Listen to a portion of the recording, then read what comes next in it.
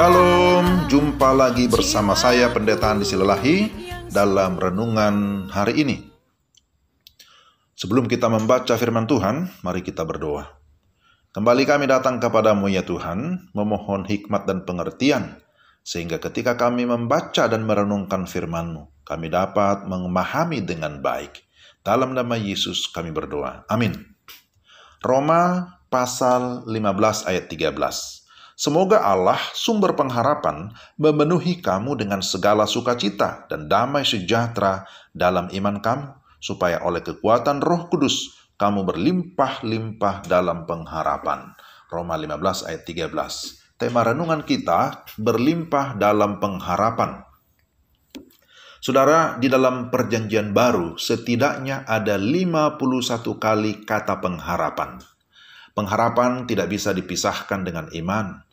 Hope and faith, harapan dan iman, selalu bergerak maju, mengarah ke depan. Oleh karena iman, kita memiliki pengharapan. Pengharapan adalah satu kata yang mengikat kita kepada pengakuan kita. Contoh, jika saya percaya bahwa Yesus adalah Tuhan dan Juru Selamat, maka saya memiliki pengharapan yang pasti akan keselamatan. Pengharapan membuat seseorang kuat menjalani hidup. Pengharapan membuat seseorang bertahan dan bersabar dalam penantian. Pengharapan membuat seseorang terus semangat dalam perjuangan. Pada akhirnya, pengharapan mengarahkan hati kita kepada Allah, sumber pengharapan. Allah adalah sumber dan dasar pengharapan. Kebaikannya, kesabarannya, kasihnya merupakan dasar pengharapan kita. Bagaimana prinsip pengharapan orang percaya? Ada 3 hal. Pertama, pengharapan itu bersifat pasti. Saudara, hari demi hari terasa begitu cepat bagi orang yang menghitung waktu sebagai kairos. Kairos itu adalah kesempatan atau peluang. Tapi akan terasa lama bagi orang yang menghitung waktu sebagai kronos atau rutinitas. Tentu saja tiap-tiap hari kita punya pengharapan. Ada yang terwujud dan ada yang belum. Tapi jangan berhenti berharap kepada Tuhan. Pengharapan merupakan sisi batiniah atau sisi rohaniah di dalam diri setiap orang percaya. Dan di dalamnya ada dimensi kepastian. Oleh karena sumbernya adalah Allah sendiri.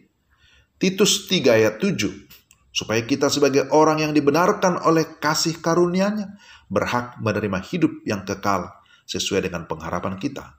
Ini bersifat pasti.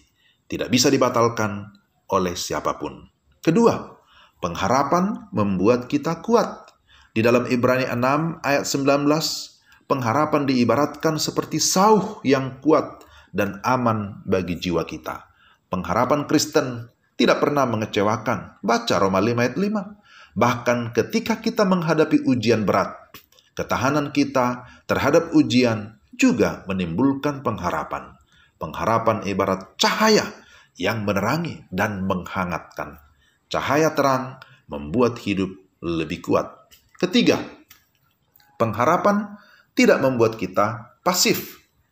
Itulah sebabnya kita berjerih payah dan berjuang, karena kita menaruh pengharapan dalam Allah yang hidup. 1 Timotius 4 ayat 10.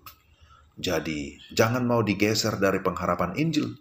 Ini berarti bahwa orang Kristen harus proaktif, giat bekerja, semangat melayani, dan tekun dalam segala hal yang positif.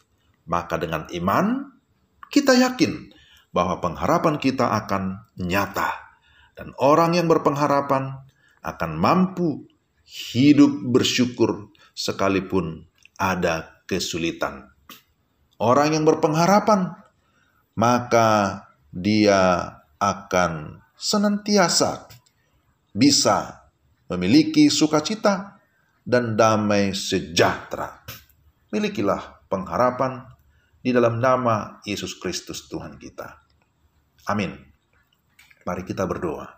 Ya Tuhan, kami mengucap syukur bahwa Engkau mengaruniakan iman di dalam hati kami. Dan karena kami memiliki iman, kami memiliki pengharapan di dalam Kristus. Pengharapan itulah yang membuat kami kuat. Pengharapan itu membuat kami bergairah. Dan pengharapan kami dalam Kristus itu menghasilkan sukacita dan damai sejahtera. Tolonglah kami ya Tuhan, supaya dalam menjalani hari-hari ini, menjelang kedatangan-Mu, kami tidak hanya diam, pasif, tapi kami tetap proaktif, melayani Engkau, memberitakan firman-Mu, supaya melalui hidup kami, ada banyak orang yang mengenal Yesus Kristus sebagai Tuhan dan Juru Selamat. Kami berdoa dan mengucap syukur dalam nama Tuhan Yesus Kristus. Amin. Demikian pendengar sekalian, renungan kita hari ini. Kiranya Tuhan memampukan kita untuk dapat melakukan firman-Nya tiap-tiap hari. Shalom.